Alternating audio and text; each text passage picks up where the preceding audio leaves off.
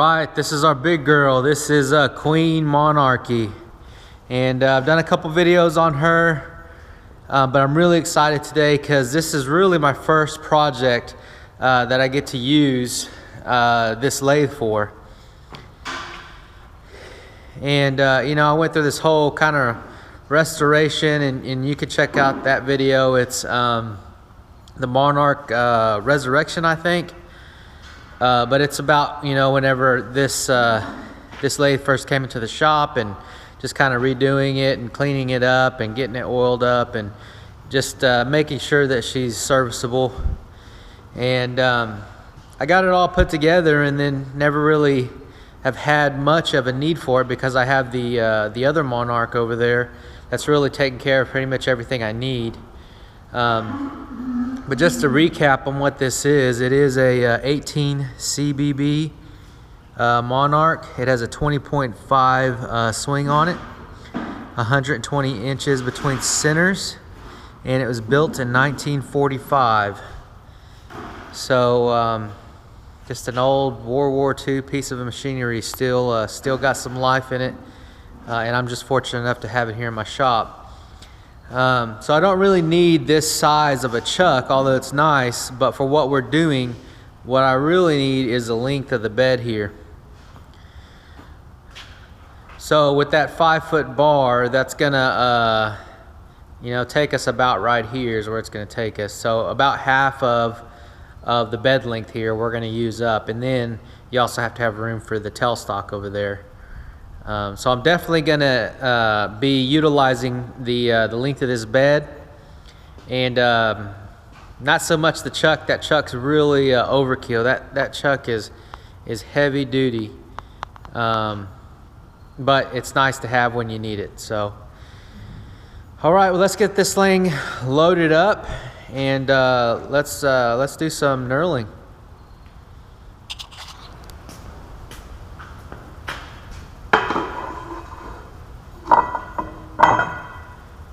Okay, I already have the jaws preset. These two jaws will stay stationary, and then these two jaws are the ones that I will move in and out. And once I close these jaws up, it should be pretty close. I'll go ahead and indicate it in just to make sure we're good, but it should be pretty close once we close these in.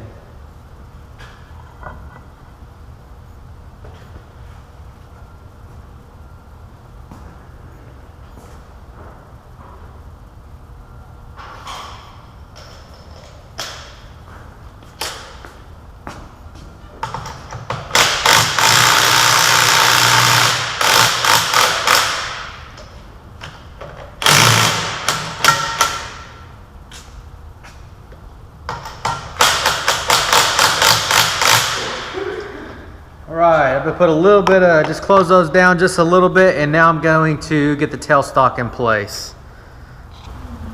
Okay, with this monster tailstock, you got to make sure you unlock it up here, and then actually to turn this, you got this, it's supposed to have some type of a wheel on it. I don't have that, but this thing is so hard to push back and forth just by hand.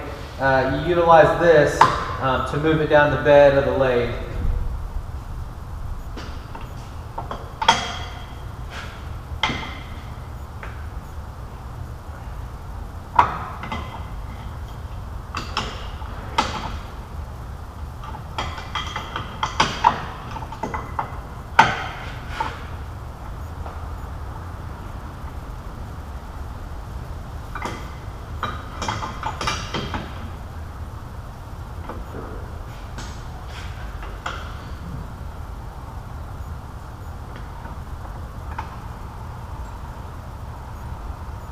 See how it just glides in? If I try and do this by hand, let me show you what I'm talking about.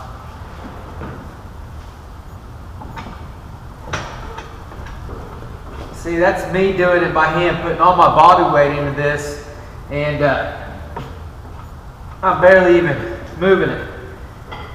But there's a track underneath here, and there's a gear right here, and it just really makes it easy.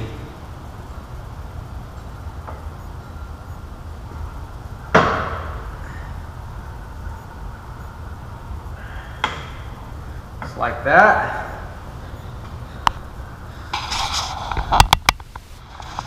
All right, get this lined up.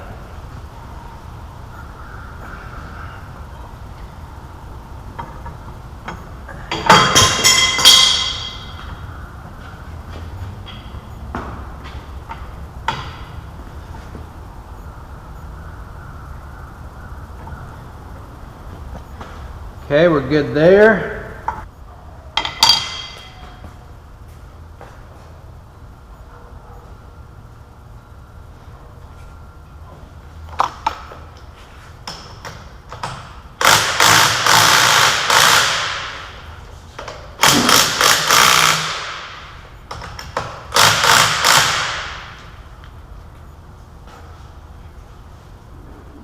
All right, now that I've got the tension in on this, we can start indicating it and just fine tune it. Now I am using this impact here with this key that I made, and I've gotten some comments on this before that you really shouldn't use an impact on a chuck, and you know that's fine if it's everybody's opinion. But what I can say is that I've worked in production shops before, and they actually did use impact. And the thing is the key is it has to be torque. There has to be a torque specification on it. And this impact particularly does have a torque, and it even has different torque settings. So I can change the setting on this at the lowest torque possible so that you don't damage the chuck. The shop that I worked in, they actually use air-powered impact guns, and they were torque regulated so that once you got enough torque, it wouldn't torque down the chuck anymore. And it actually worked really well. And the reason why is because you knew that every time you chucked on a piece of stock that it was going to be the same amount of torque on that stock, no matter which operator was operating it. So prior to installing the impact guns that they had, they were using torque wrenches, and we actually went through and measured. Some of them were using torque wrenches and some of them were just using breaker bars, but we actually went through and measured different operators and how much torque they would apply, and you'd be surprised at the difference. Some people were putting way too much torque on a piece of stock. Some people weren't putting enough torque on a piece of stock, and that's where you get into some real dangerous area, because if you're not torqued down enough, there's potential that the stock could fly off of the chuck. So once we did that test and was able to show the range from one operator to the next, the company decided to go ahead and install impact guns for the chucks at every machine that they had. It was a pretty sweet setup. I mean, these were heavy duty guns, and they had a counterbalance and a swing arm, and they were pneumatic. So you would swing the impact into position, and it also had a locking arm on it so that it would fit over the chuck, over the body of the chuck, and you would impact it in. That locking arm would catch so that your gun wasn't moving around. And then once the torque was set, then you would just pull it off, and then you could swing the impact gun out of your way. So my point is you know, I use an impact gun just to make quick work out of this and the travel of the jaws going up and down, because you can sit here all day spinning. You can see how big this jaw is, and I mean, it would take me quite a while to just sit here and spin and spin and spin to get this down into position. When I have an impact gun, I can just do it really quickly and then fine tune it with a bar. So I'd like to hear your opinions on it. I mean, I'm learning every day just like you are, and if you have opinions, let me know. I'd like to hear, you know, pros and cons, but I'm sure everybody has pros and cons. But you know, it's been working well for me so far. So I guess until I break something, I'll just keep going and I'll learn from my mistakes. But other than that, it's been working well for me. So okay, so now I'm going to put this on a ratchet and then get this thing indicated in.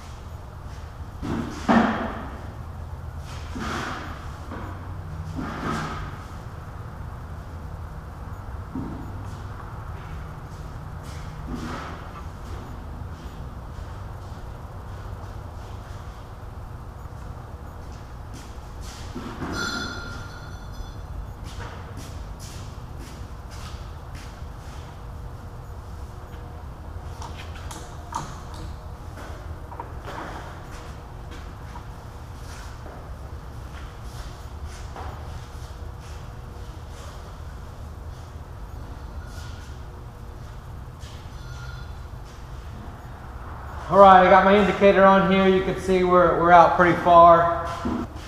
But I'm no Adam Booth over here, so it might take me a while. So just bear with me. We'll try and get this in as close as I can. It doesn't have to be perfect because the knurling tool I have has a little bit of adjustment to it, but I'll get as close as I can.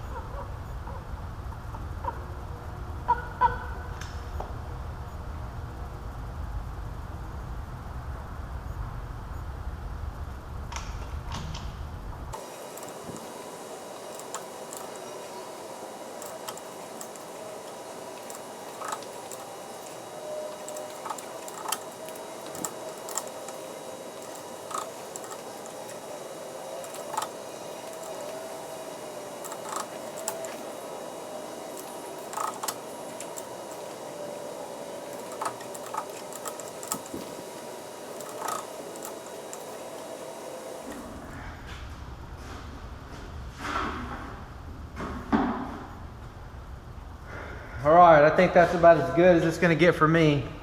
Like I said, I'm no Adam Booth at this point. I'm not even a Tom Lipton. But maybe one day I'll get there.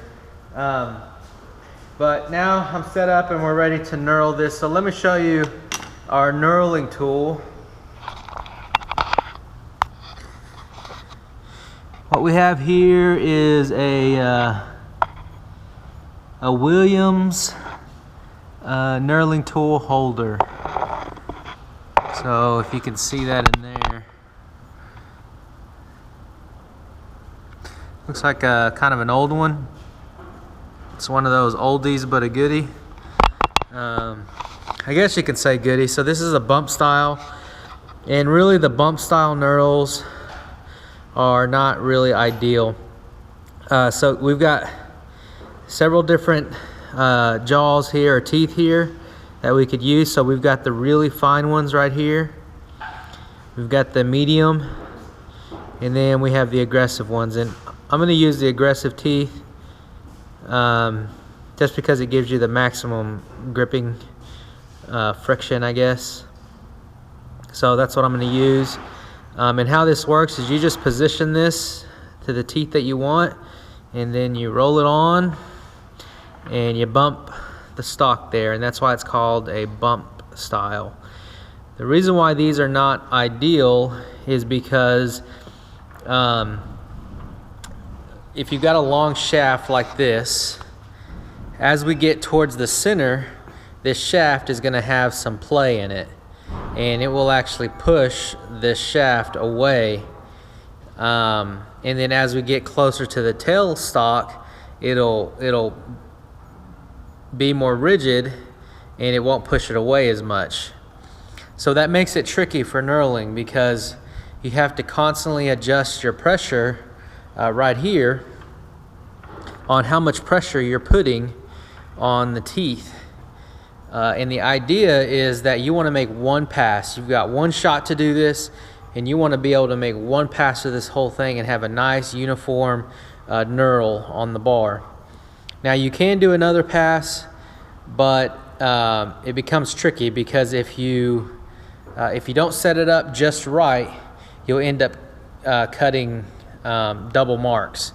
So your teeth will bite into the area that has not been deformed, and it will create a double knurl on it, basically, which is not a bad thing. Pretty much what you would do is, instead of having this real aggressive marking or knurling, it will actually make a finer knurl, just because since you're double cutting it, it takes the diamond. What this does is it puts a diamond shaped cut into the metal, and if you overlay that, you'll end up putting two diamonds over the top of each other, which just gives you a finer diamond pattern. So it's not the end of the world if you double cut. It's just not ideal, and you don't want to do this twice. You want to make one pass on it. The other reason why the bump style is not ideal is because it puts a lot of pressure on your headstock here. As you're pushing pressure away, your headstock is taking the brunt of that, pushing the force, pushing away, as well as your tailstock over here.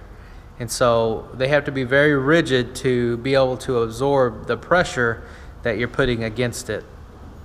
So what's the alternative? There's a couple other different styles of knurling. There's one style where you got to knurl on both sides of the stock here, and you can pinch them closed together, and it works really well.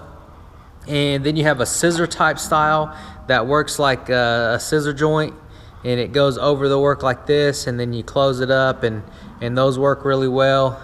And then you have some type of a jaw type that it comes over it like this with the jaw, and it'll close down on it up and down.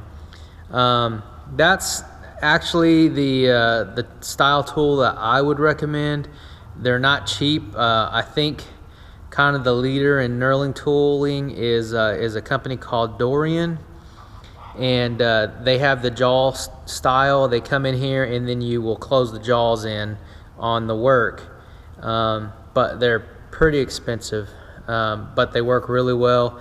Most CNC type shops that do knurling will have a Dorian style or a Dorian knurling tool. So maybe one day when I'm a big boy, I can get one of those, but for right now I got to use what you got, and this is what I got here, and it does a good job. I mean, they've been doing bump style knurling for years, and it does a good job. It's just hard on your machine, and it's hard on the operator too, to just constantly be having to watch the amount of pressure you put on it. So that's the knurling tool. Got my bar set up. I got it halfway indicated here. Got it the best that I can do. And like I said, it doesn't have to be perfect, because this jaw or these teeth, what it does is it actually moves. You can see that. And so it actually forms to the work. And that's why you can get away with not being Adam Booth indicated on this thing. So we're just going to get this set up. Make sure we have the right knurl. And we're going to do the aggressive, so that's this one here.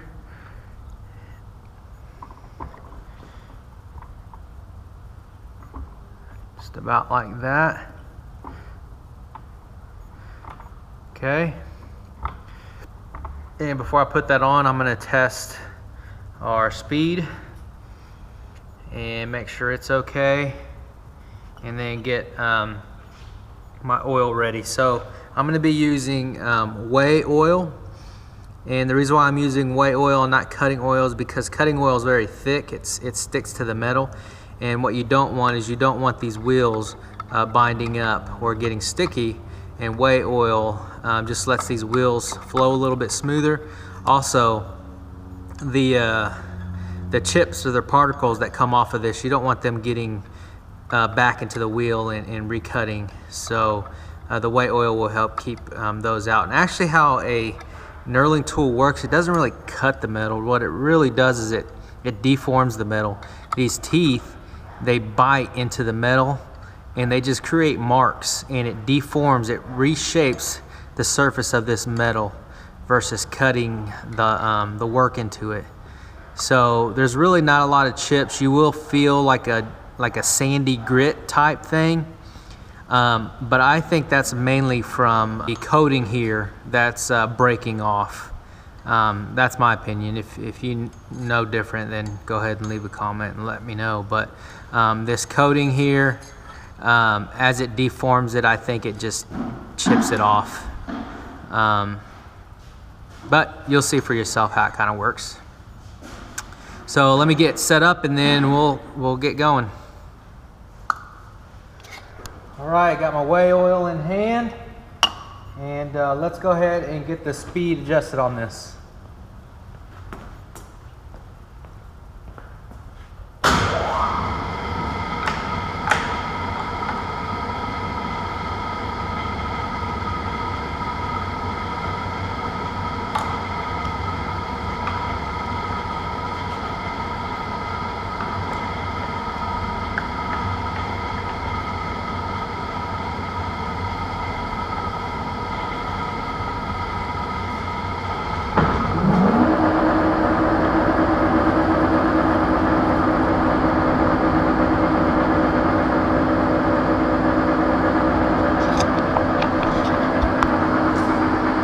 Alright, got the speed adjusted. Bar looks true. Tailstock's looking good. Okay, let's check our travel. Doing our travel right here. Let's see, our travel speed is very slow.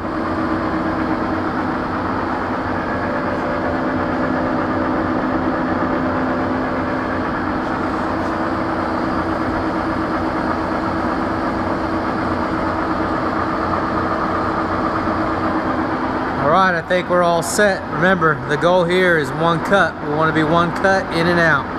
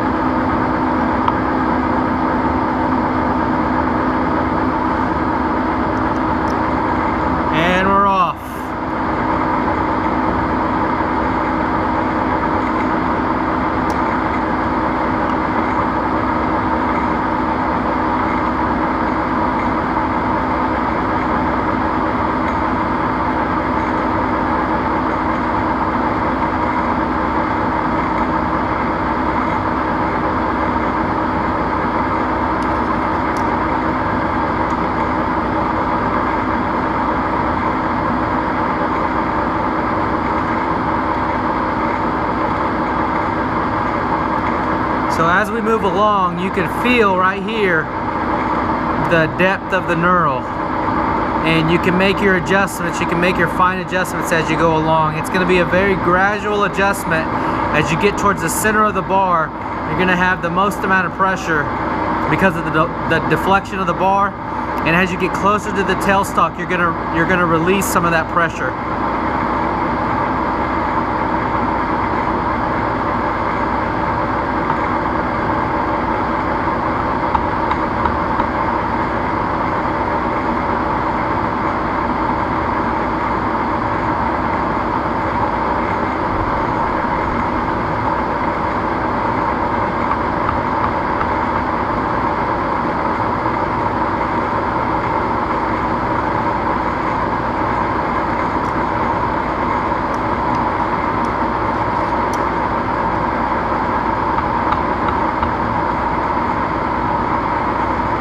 don't want to be shy with the oil. You want to make sure that you're giving it plenty of lubricant to spin freely, to cut freely, and to remove the debris.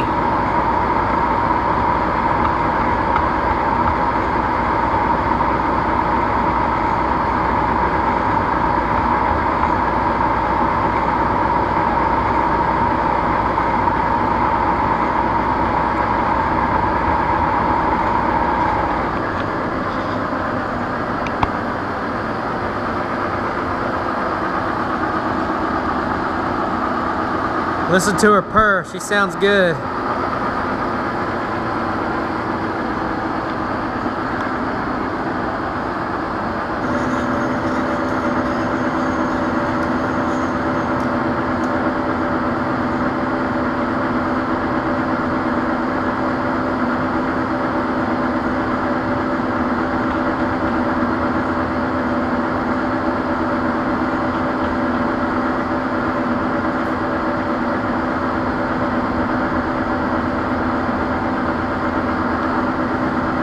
I don't know if you can tell, but I can see a slight deflection in the bar. Let me see if I can get you a good angle to where you can tell. If you look straight down the bar, you may be able to see a very slight deflection from the center. As it gets towards the center, you'll see it'll probably be a little bit more prevalent. But with a 5-foot bar, it's probably not going to deflect a whole lot. But it will deflect some.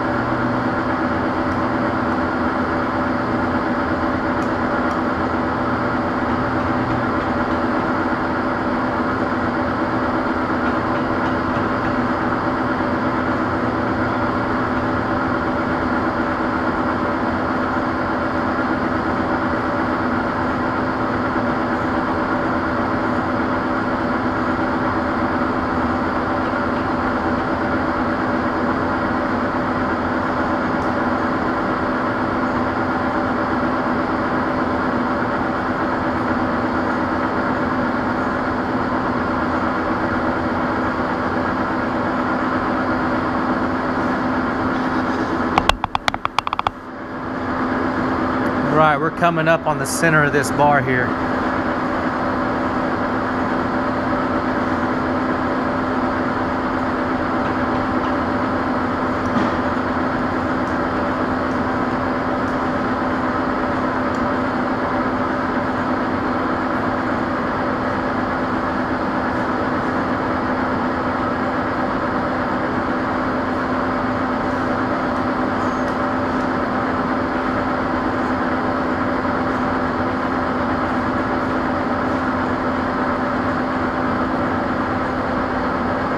This is where you want to be careful because you could really lose the depth of your knurl mark right here in the center. Usually they're real strong towards the outside and you'll lose it towards the center just because of the deflection and the amount of pressure that you lose.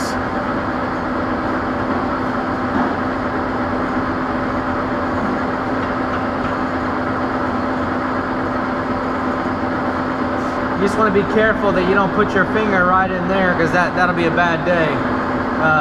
But right up after the cut is complete, I'm feeling how consistent the cut is, and if I feel like I'm starting to lose a little bit, I'll adjust the pressure.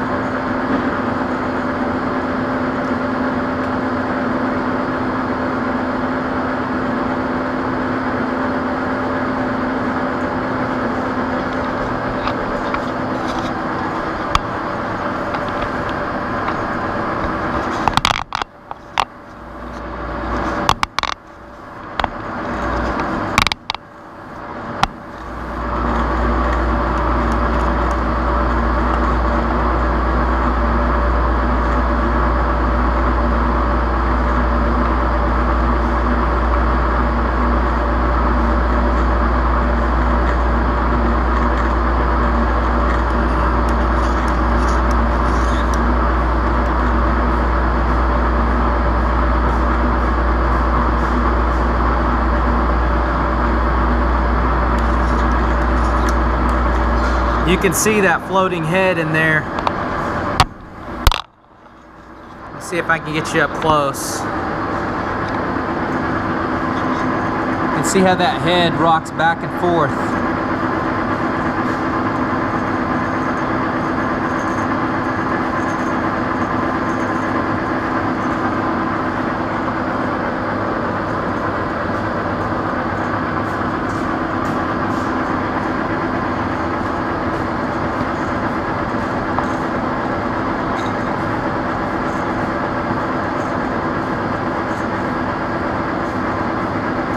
Tough to see the marks on there with the oil on it, but once we get that oil off, you'll be able to see how nice this tool works.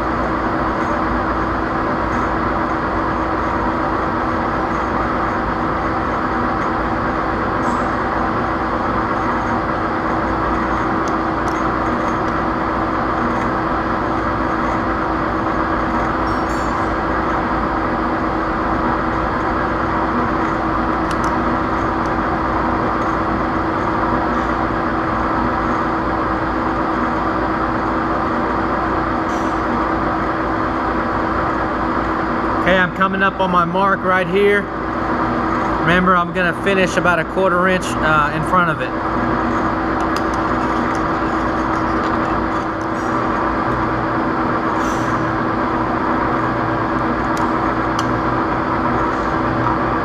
Right, I'm gonna stop my travel right there. Let it run for a second and then pull back. Now, did you see that bar come in from the pressure?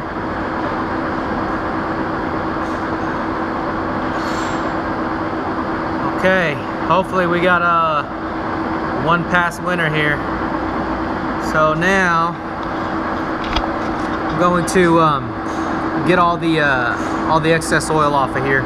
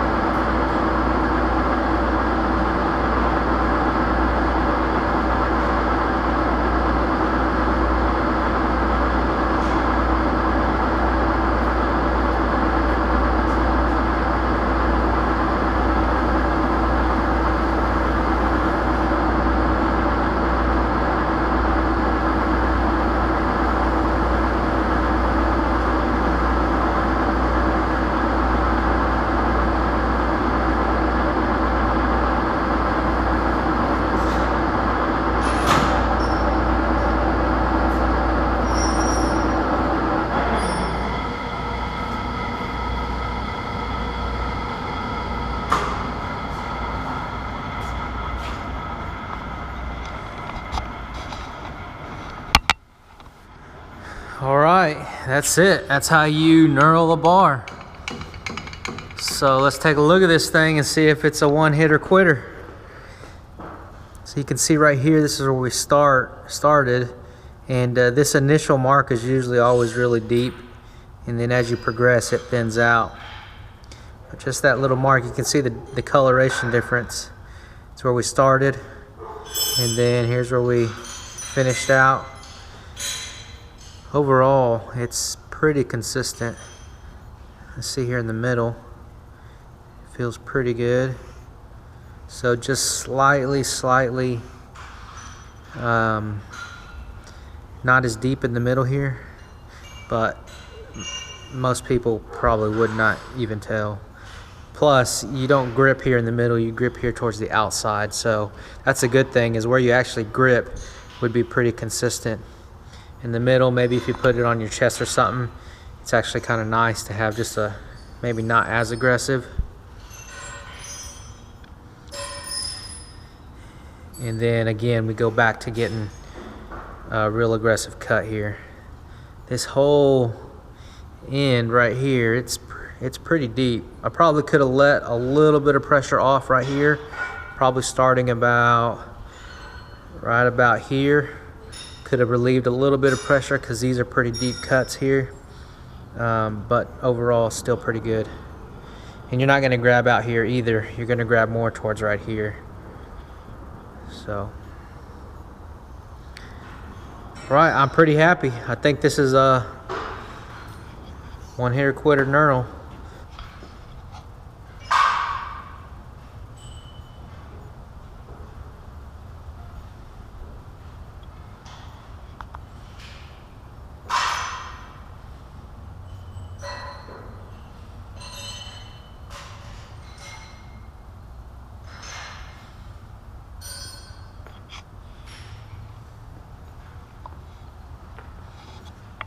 All right, let's get this thing off of here.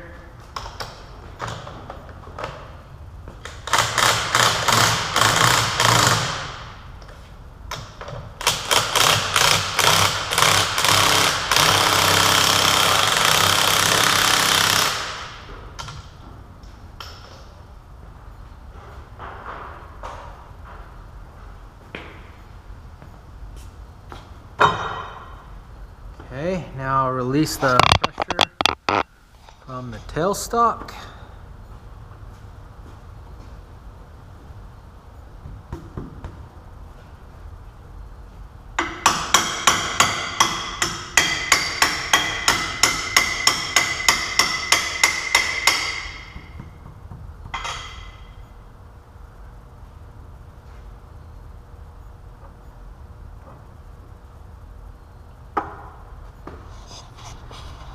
I wanted to get this thing out in the light so you could really see the knurling and just appreciate the work that tool does.